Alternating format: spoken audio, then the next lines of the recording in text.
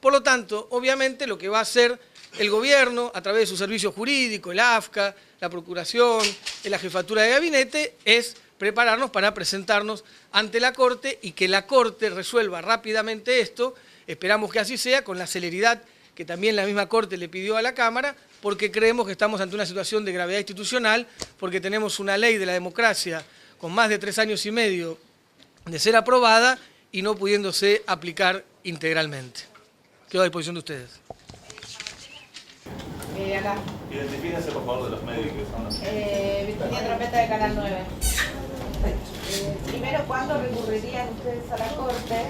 Y segundo, ¿cuál cree usted que es, aparte de lo que acaba de decir, el motivo fundamental porque la Cámara dio este fallo así en concreto? Digo, aparte de lo que usted dijo de jueces que estarían financiados y demás por el grupo, ¿por qué en este momento...? Nosotros tenemos 10 días para presentarnos, para elevar esto a la Corte, y después lo que creo es que básicamente defienden groseramente los intereses del grupo corporativo, y que creo concretamente que defienden groseramente los intereses del grupo corporativo, y que hay una parte de la justicia que no está preparada para enfrentar los intereses corporativos porque está colonizada por parte de estos.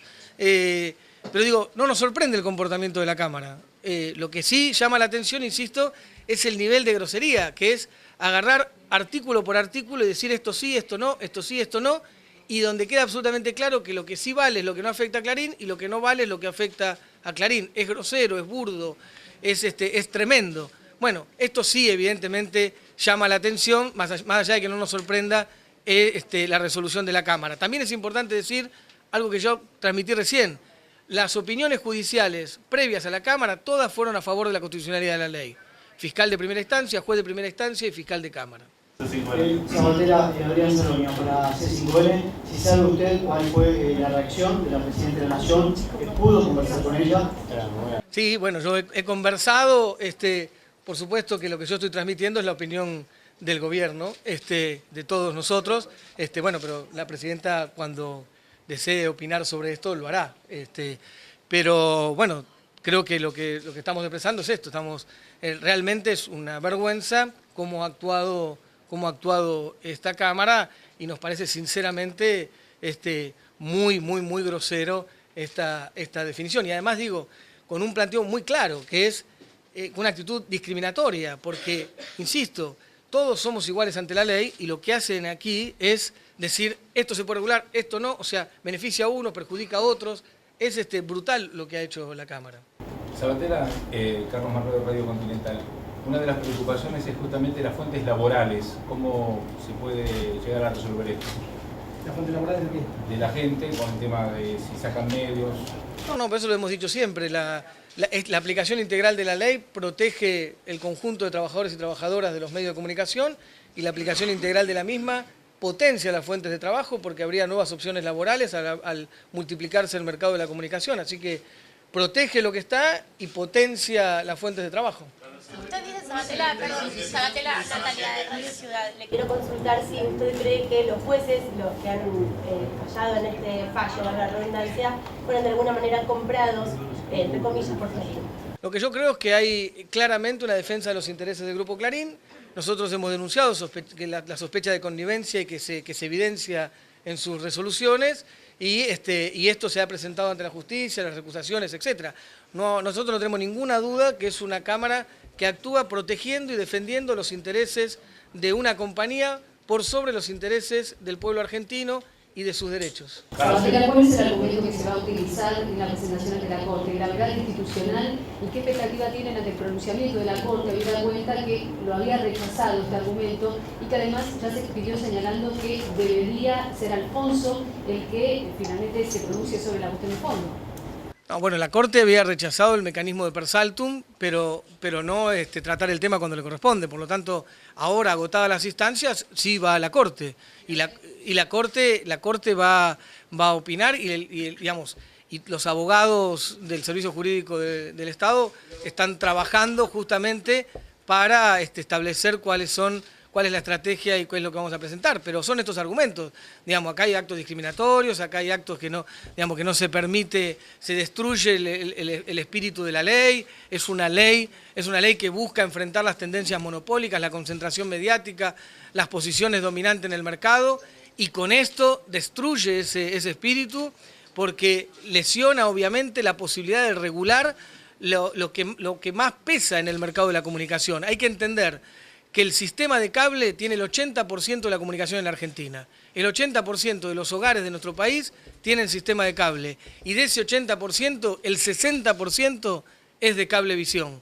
Por lo tanto, si no se puede regular el sistema de cable, no está pudiendo regular lo que tiene más peso en la comunicación, y además está favoreciendo que esa concentración se aumente o se agudice, porque sí regulás y pones límite a los otros sistemas. Sabatella, Daniel Salazar de Radio y Televisión de la Universidad de Córdoba.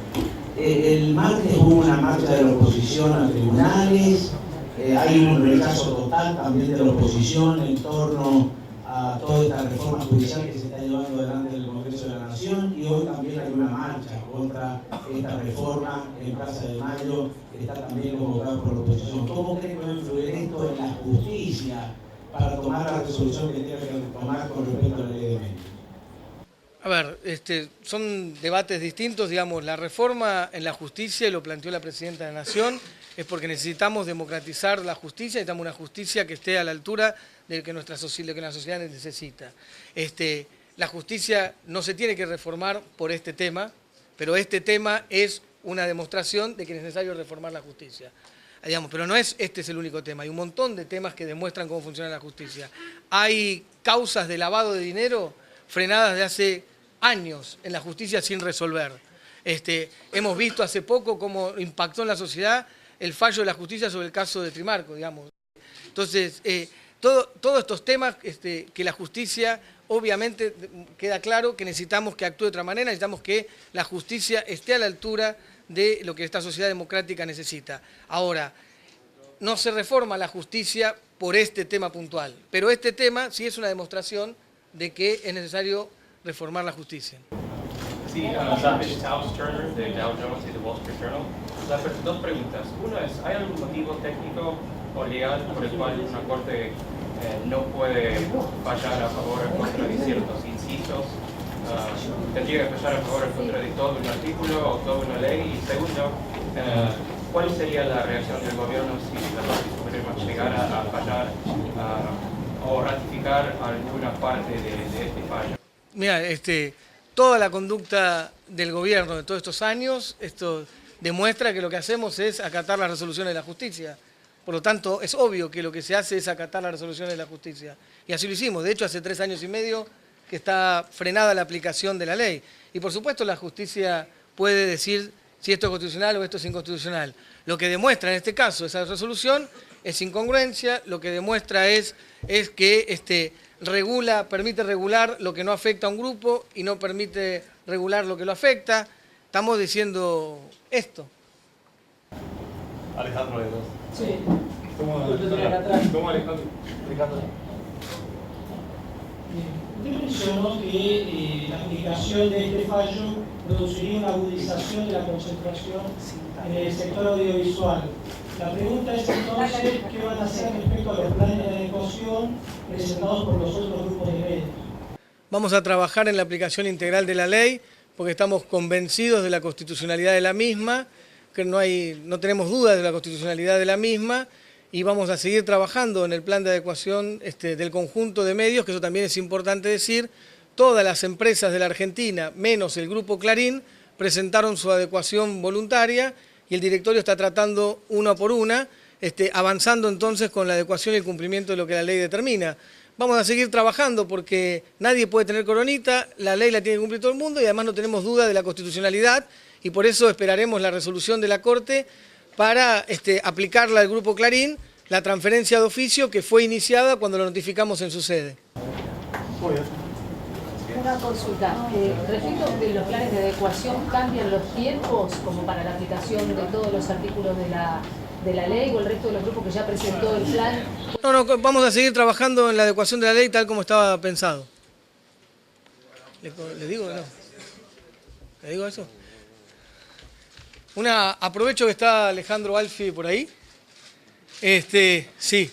Esto no tiene que ver con la convocatoria de la conferencia de prensa, ni tiene que ver con el tema que nos convoca, pero en relación a los aportes partidarios y esto, te quiero alcanzar el conjunto de cartas orgánicas del partido, de las distintas fuerzas políticas de la Argentina, todas las cartas orgánicas de las fuerzas políticas de provinciales, nacionales, que establecen por carta orgánica, aprobado por la justicia electoral, los aportes partidarios como mecanismo de financiamiento transparente, y donde en sus cartas orgánicas se establecen, entre otras cosas, también los débitos automáticos para que vayan a las cuentas y para que te garantice absoluta transparencia. Lo hacen el conjunto de cartas orgánicas de los partidos políticos de la Argentina. Por eso creo que cuando lo planteás a nosotros, lo que demuestra es que hay una intencionalidad política concreta. Una intencionalidad política concreta que es lesionar un perfil, obviamente nuestro, que tiene que ver con la gestión transparente en la función pública, porque si estarías en desacuerdo con los aportes partidarios, tendrías que estar en desacuerdo del conjunto de fuerzas políticas y no solamente de nosotros. Pero esto es un paréntesis, nada que ver con la conferencia de prensa. Nos tomamos el trabajo de tener todas las cartas orgánicas de la Argentina, de las distintas fuerzas políticas, resumida, así que te lo dejo para que trates todos los temas. Gracias. En realidad yo lo que le quería decir es que hay una denuncia en la justicia de Mar del Plata. Si quiere llévelo a la justicia de Mar del Plata, que es donde se acercó, y no es una denuncia que haya presentado yo, sino un fiscal general en esa ciudad. La denuncia es... La denuncia está hecha a partir de las 2 notas que hiciste vos. Que eso, vos podés tener la posición que quieras. Lo que es ridículo que un fiscal se tome de 2 artículos tuyos. Pero, no, te lo dejo para que lo leas, así escribí sobre todos.